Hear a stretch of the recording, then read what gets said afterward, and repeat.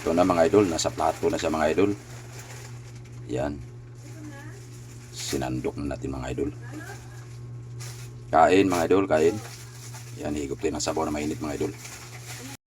Ito mga idol, nakabili tayo ng sariwang-sariwa na banak mga idol. Yung parang ano ba, parang bangus dagat. Ayan, sariwa yan mga idol. Iprito natin yung iba. Tapos ilagyan natin ng sabaw yung iba. Ayan, gawin natin to mga idol, dalawang klaseng luto ito.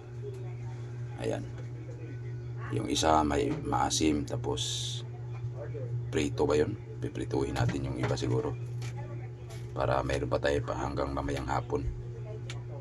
Ayan, sariwa yun mga idol. Ayan, yan yung gawin natin ano, pampaasim yan, oh, yung kalamansi. Ito yung mga lamas natin mga idol.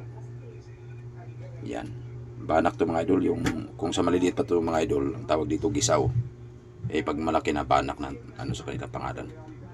Ayan, sariwa-sariwa yan mga idol. Ayan, thank you very much mga idol, thank you.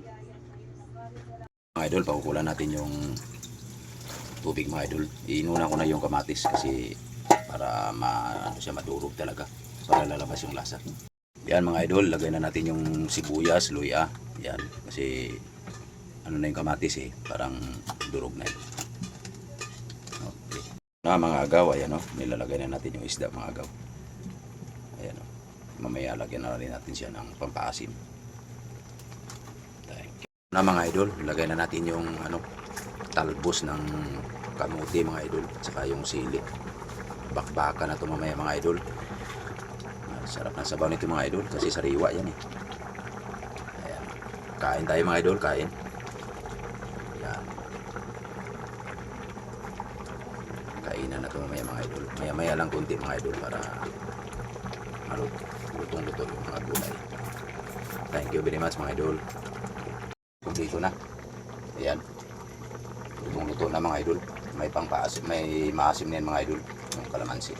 Ilagay na natin. Ayan. Malaman itong isda mga idol. Ayan. Kainan na ito mga idol. Kainan na. Ayan. Thank you very much mga idol sa panonood. Ayan. Ito yung pinakamasarap na sabaw natin ngayong umaga mga idol. Ito idol yung ano, yung kasama nung ano, yung tinula ko kanina, yung sinabaw ko kanina. Ito yung kalahati. Ginawa kong paksiw mga idol. Ayan, nilagyan ko ng kalamansi.